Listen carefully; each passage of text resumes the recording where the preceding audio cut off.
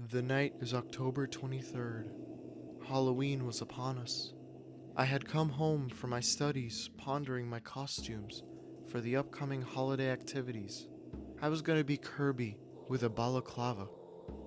Unimportant. When suddenly, my birth giver summoned me. Okay, screw this voice. My parents called me into their room to chat. They make a joke I didn't pick up on. It was a reference to a cartoon they showed me a while ago. But I suck at remembering the names of things I watch, and I'm even worse at remembering references. They showed me the cartoon. It's of a dog in a village who befriends a wolf. Mayhem ensues. The short cartoon ends, and I'm feeling silly goofy. It was the funny. Then they asked me a question. Have you seen Hedgehog in the Fog? I had a rip of Ежик в Тумане, or Hedgehog in the Fog, in my Watch Later playlist for about 2 years.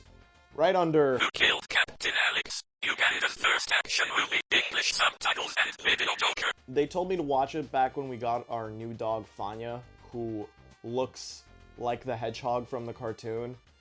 But I never got around to watching it. The thumbnail always deterred me a bit. And I guess I should have trusted my instincts. No, I still haven't watched it, I answered hesitantly.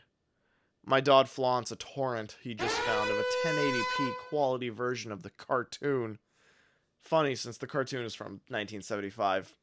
I thought, why not? Let's watch it. Before I take you on this journey, I should preface you some information that was given to me before I watched it for the first time. The people behind this cartoon is a company named Soyuz Multfilm, which translates to Union Cartoon Movies. Very creative, guys. Specifically regarding Hedgehog in the Fog, this is a satirical depiction of a really bad drug trip. And in case you somehow still haven't figured it out and need it spelled out for you, this is a Soviet Union era cartoon. Voice actors speaking in Russian, televised to children all across the Soviet Union. You remember that? You remember that? This was televised to children. Remember that for later. And Soviet Union cartoons tended to be more on the abstract side.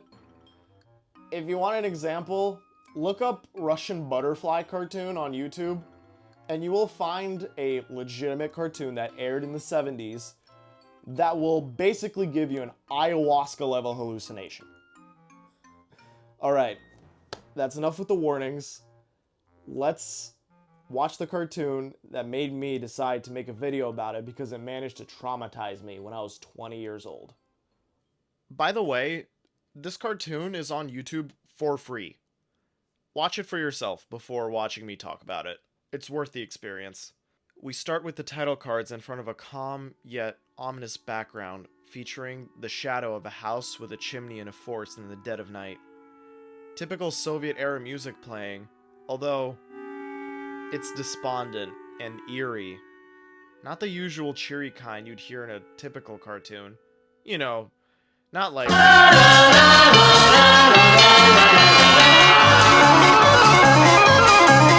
We're then shown our protagonist, the titular hedgehog. A narrator lets us know he's on his way to his bear friend's house to count stars. Now, if this was called Otter in the Fog, I would have made a really funny gay joke. But it's not. It's called Hedgehog in the Fog because it's a hedgehog. So the joke doesn't work. And I wasted your time.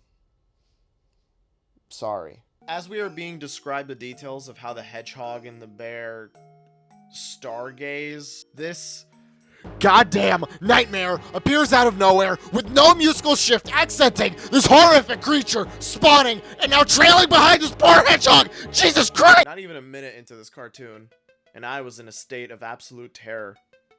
What am I about to watch? After Hedgehog looks into a puddle at his reflection, the owl gets distracted by his own reflection in the same puddle. He dips his feet into the puddle, abstracting his otherwise perfect reflection, making him much more pleasant to look at. I am prejudiced against owls. They are terrifying. Not just in the cartoon, but in real life. Have you seen an owl in real life? It's like the traffic light effect. They're giant! Hedgehog starts calling down into what I think is a well, creating an echo. Shortly after he leaves, the owl follows and does the same thing. He's very amused by this, as you can tell by his creepy shit-eating grin. After leaving, the hedgehog starts rambling to himself about something about jam. I don't know, it's not relevant, who cares? When all of a sudden, a majestic, hyper-realistic image of a white horse shrouded in fog appears through the twigs and the branches. No, this is not an episode of Smiling Friends or The Amazing World of Gumball. This was made in 1975, and the hedgehog has a very normal, obvious question come to mind. If the horse were to lay down, you know, in the fog, would she suffocate in the fog? You know, this is the obvious question to ask in this scenario. I'm sorry, did you not think of that question right away? That's not the first thing that popped into your mind? Well, you must be a complete idiot. The hedgehog cautiously ventures down the hill into the fog. This is an allegory for smoking weed, I think. He calls for the horse, but instead is startled by a very large leaf. Or the hedgehog is just really small, but like, he's just a little bigger than the snail who crawled out from under the leaf, which means this hedgehog is like 2 inches tall. But when he meets the bear later, he's only a little smaller than him. This is all very normal and accurate to the real world. After picking up the leaf, a weird outline of a creature, vaguely in the shape of an elephant, slightly protrudes the fog, only to disappear a few seconds later. This time, the music accompanied implies something scary. Well, you know, scarier than everything we've seen up till this point. After leaving the leaf behind, we're shown the horse very obviously breathing normally betwixt the so-called suffocating fog.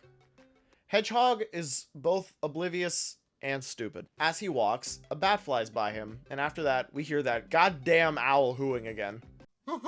In some subtle, yet, in my opinion, pointless foreshadowing, Hedgehog is swarmed by some white bug-looking things right before the owl appears.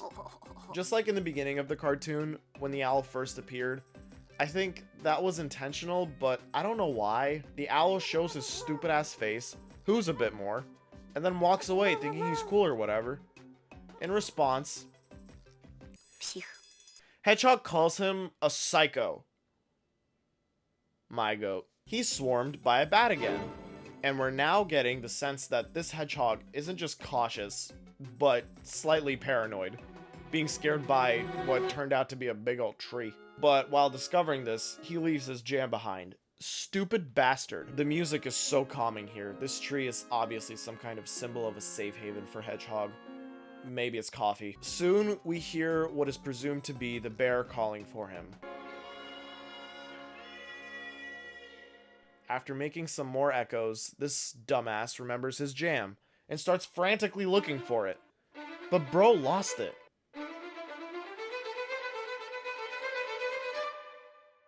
And as the fog seems to thicken and swerve around him, he finds a light, the light of a firefly on a piece of grass, and he uses it as a torch. So cool. Soon the firefly flies away because, you know, why not? And he's left by himself. And here, a violent attack of images occurs. First the owl, then the bat, then the strange elephant silhouette, in a seizure-inducing series of frames. Oh, right, seizure warning. Where was I? Hedgehog's freaking out right before he hears the bear call his name again. And he starts running away from the owl, the bats, and scariest of all, the snail. Only for him to run into a dog. And this cool little guy returns the jam to him. What a hero. How did he know that the jam, that it was in the middle of a but how? Is this dog an angel? Bro then makes a final run for it, tries to follow the voice of the bear, only for him to fall into a river. God, what an idiot. He then thinks, let the river decide where to take me. Yeah, okay. He floats for a while, pondering the fact that soon he'll get soaked through and drown, when all of a sudden, a catfish appears, who offers to give him a piggyback ride to the shore. The cartoon refers to the catfish as someone, even though it's voiced by the narrator. Which means the catfish is God, not the horse, or the owl, or the dog, and surprisingly not the snail. While warming up near a campfire, we hear faint breathing, and, in my opinion, the scariest jump scare of the entire cartoon. We finally meet the bear, who's huffing and puffing and exhausted. Because he's fat! Because he was looking for his stupid friend, the hedgehog. And Bear's low-key pissed because he took so long.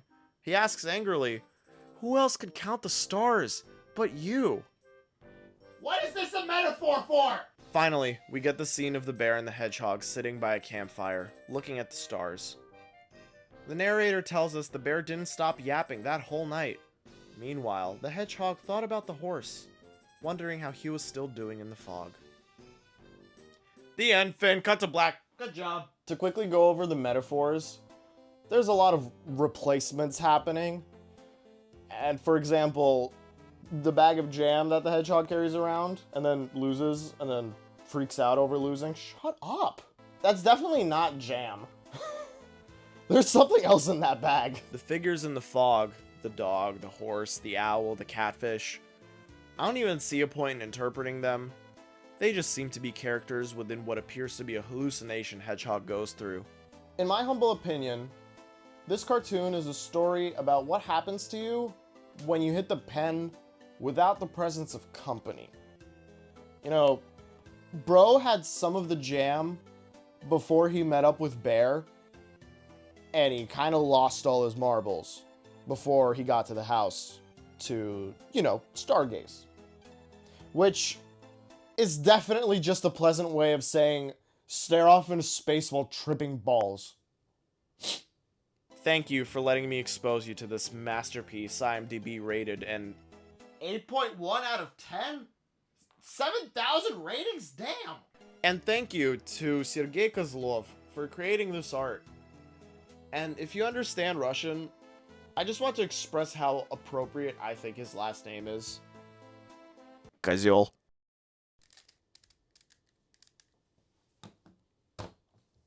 To be frank, for the last few moments of this video, this cartoon is amazing. The art style is unlike anything from its time, honestly, and after it too. Its strange combination of surrealism and realism creates a one-of-a-kind world and gives you a one-of-a-kind experience watching it. This cartoon came out in October of 23rd, 1975. And it was really, really strange when on October 23rd, 2025, I watched this with my parents, decided, wow, this is so weird, I'm gonna make a video about it. And then I went to my room, started researching it, and realized I was watching it on its 50th anniversary.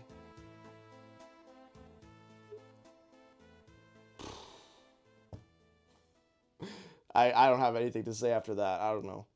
Coincidence? Now I'm tripping balls.